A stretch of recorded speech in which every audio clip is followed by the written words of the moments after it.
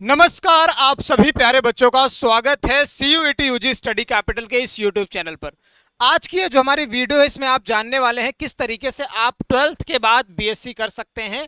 BSc करने का अगर आपका सपना है और आप सोच रहे हैं कि सर हाँ 12th के बाद मुझे ग्रेजुएशन करना है, वो भी बैचलर ऑफ साइंस बीएससी करना है, आप चाहे बीएससी मैथ करना हो, बायो करना हो, एग्रीकल्चर करना हो, हर एक बच्चे का अपने अपने हिसाब से अलग अलग सपना होता है। कई बच्चे 12th में साइंस स्ट्रीम लिए होते हैं, वो आगे भी चाहते हैं कि हाँ हम ग्रेजुएशन भी अपना जो है साइंस से करें, तो आप बीएससी करते हैं, बैचलर ऑफ साइंस करते हैं। कई बच्चे 12th के बाद बीए भी करते हैं, बीकॉम भी करते हैं। तो ऐसे ऐसे हर एक बच्चे का अपना अपना स्वयं का सपना होता है। इस तरीके से कई सारे बच्चे ये चाहते हैं कि हम सर 12th के बाद बीएससी करें। तो बीएससी अगर आप करना चाहते हैं तो देखो आपके पास बहुत सारे ऑप्शन होते हैं। लाइक आप अपने गाँव के किसी कॉलेज से भी कर सकते हो, आप अपने गाँव के किसी आसपास की यूनिवर्सिटी से भी कर सकते हो, स्टेट यूनिवर्सिटी से कर सकते हो, प्राइवेट यूनिवर्सिटी से भी कर सकते हो, आप किसी बढ़िया सेंट्रल यूनिवर्सिटी से भी कर सकते हो। तो क्या सर आपके लिए बेस्ट रहता है? आपके लिए बेस्ट होता है कि आप ऐसी जगह से अपना ग्रेजुएशन करिए, आप ऐसी जगह से आप अपना जो बीएससी है वो परस्यू करिए जहां से आपके पास में एक बढ़िया एक्सपोजर हो और वहां जाने के बाद आप अपनी चीजों को डाइवर्स करके देख सकें। लाइक आपके पास में बहुत सारे रास्ते भी दिख सके और आपकी उस डिग्री की कुछ वैल्यू भी हो। ऐसा नहीं कि हम ग्रेजुएशन कर लिए लेकिन उसका कोई बस हम नाम के ग्रेजुएट हो गए हैं और उस डिग्री की हमारी कोई वैल्यू नहीं है। तो अगर मैं बताऊं आप सभी को, अगर आप ग्रेजुएशन करते हैं टॉप सेंट्रल यूनिवर्सिटीज से, लाइक मैं बात कर रहा हूं दिल्ली यूनिवर्सिटी की, मैं बात कर रहा हूं बनारस हिंदू यूनिवर्सिटी की, मैं बात कर रहा हूं इलाहाबाद यूनिवर्सिटीज की, मैं बात कर रहा हूं हैदराबाद यूनिवर्सिटीज की, तो ऐसे यूनिवर्सिटीज से अगर आप ग्रेजुएशन अपना करते हैं, आप अपना बैचलर ऑफ साइंस करते हैं, बीएससी करते हैं, तो आपकी उस डिग्री की वैल्यू होती है, कद्र होती है। एक बार अगर कोई आपको देखेगा और आप बताएंगे कि हाँ हमने ग्रेजुएशन कर रखा है बनारस हिंदू यूनिवर्सिटी से, तो आपकी वहां पर रिस्पेक्ट बढ़ जाएगी। तो जब आप देखते हैं कि हाँ वही ग्रेजुएशन जो मैं गांव में कर रहा हूं उसकी कोई वैल्यू नहीं है, किसी शहर में कर रहा हूं, किसी प्राइवेट यूनिवर्सिटी से कर रहा हूं उसकी वैल्यू नहीं है, साथ में हमें घिसना पिटना भी पड़ रहा है, तो इससे बेहतर है कि हम किसी अच्छी सेंट्रल यूनिवर्सिटीज में आके अपनी ग्रेजुएशन को कंप्लीट करें, अपना बीएससी कोर्स करें, जहां से उस डिग्री की वैल्यू भी हो और यहां आने के बाद आपको दुनिया भर के एक्सपोजर भी दिखे। यहां आने के बाद आपको पता लगे कि यहां कई सारे बच्चे हैं जो लगातार एग्जाम अपनी तैयारी आगे के लिए कर रहे हैं। कई बच्चे यूपीएससी के लिए तैयारी कर रहे होंगे, कई बच्चे इसरो में जाने के लिए तैयारी कर रहे होंगे, कई बच्चे मास्टर्स अपने अच्छे जगह से करने के लिए तैयारी कर रहे होंगे, कई बच्चे अपनी पीएचडी की यात्रा के लिए अपनी जो ग्रेजुएशन है वो कंप्लीट कर रहे होंगे। तो आपका यहाँ पे एक्सपोजर भी बढ़ेगा, आप यहाँ अपने आप को उन बच्चों से कॉम्पिटिट भी कर पाएंगे।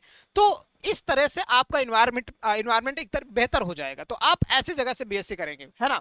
तो 12th के बाद अगर आपका बीएससी करने का सपना है तो आज मैं बताने वाला हूं कैसे आप इस सपना साकार कर सकते हैं। पहली बात तो वीडियो में अगर हम आगे बढ़ रहे हैं उससे पहले आपको बता दूं, चैनल को सब्सक्राइब करके बेल नोटिफिकेशन प्रेस कर दीजिएगा।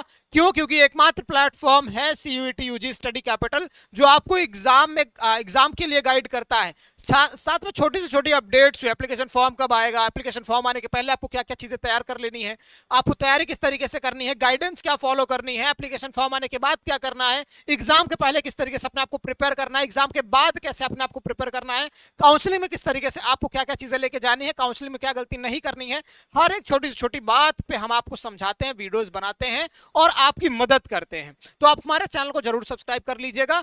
और अगर आप हमारे साथ मिलकर, हमारे इस परिवार के साथ मिलकर, जो परिवार लगातार 6 वर्षों से बहुत सारे बच्चों का सपना पूरा कर चुका है, सेंट्रल यूनिवर्सिटीज में एडमिशन दिला चुका है, अगर आप उस परिवार के साथ जुड़ना चाहते हैं तो आप हमारे साथ जुड़ सकते हैं। सिंपल सा काम है, आपको करना क्या है, डाउनलोड करना है सीयूईटी स्टडी कैपिटल का हमारा एप्लीकेशन और आपको जुड़ना है हमारे बैच के साथ में जिसका नाम है मंजिल बैच। अगर आप मंजिल बैच के साथ जुड़ते हैं तो आपको एक कूपन कोड में बता रहा हूं मंजिल 10, जिसपे आपको 10% का ऑफ मिलेगा।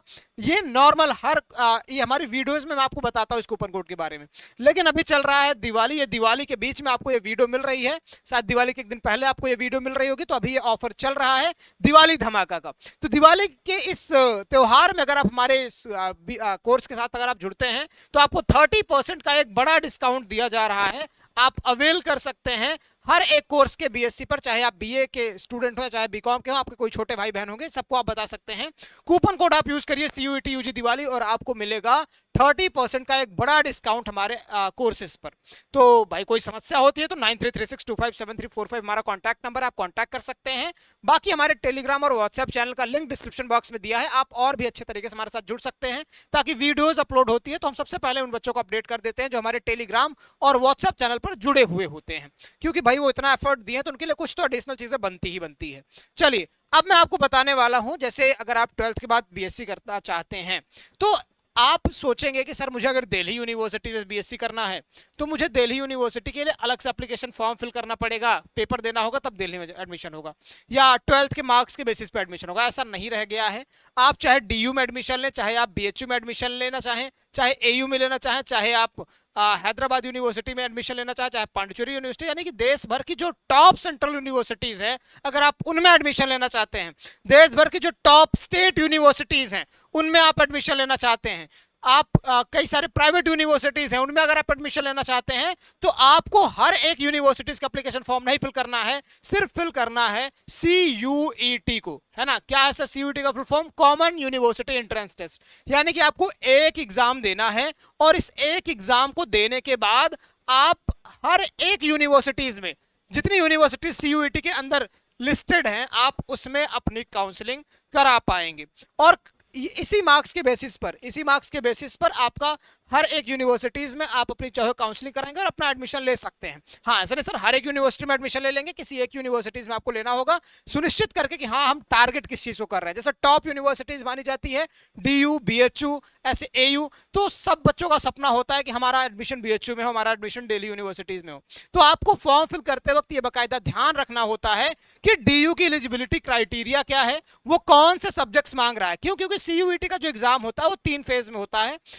3 फेज का यूं बात करें कि 3 सेक्शन में होता है। जैसे पहला सेक्शन लैंग्वेज का होता है, दूसरा सेक्शन डोमेन, जिसको हम लोग सब्जेक्ट हमारे physics, chemistry, math, bio, Hindi, English, ये सब आपके सब्जेक्ट्स जो होते हैं 12th में जो आप लेते हैं वो होते हैं, और तीसरा आपको जनरल एप्टीट्यूड टेस्ट होता है।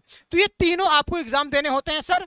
हाँ जब अगर यूनिवर्सिटीज डिमांड करेगी कि हमारे आप लैंग्वेज भी दीजिए, आप GAT भी दीजिए, आप डोमेन भी दीजिए, तो आपको तीनों देना पड़ेगा। जब यूनिवर्सिटीज डिमांड करेगी कि आपको सिर्फ 3 डोमेन देना है तो आप 3 डोमेन देंगे। ऐसा होता है कि जैसे BHU बोलेगा कि सिर्फ 3 डोमेन के बेसिस पर हम एडमिशन लेंगे, AU कहेगा कि हम सर एक लैंग्वेज, एक जनरल एप्टीट्यूड टेस्ट और एक डोमेन का आधार पर एडमिशन देंगे। तो ऐसे हर एक यूनिवर्सिटीज के अलग अलग कॉम्बिनेशन है।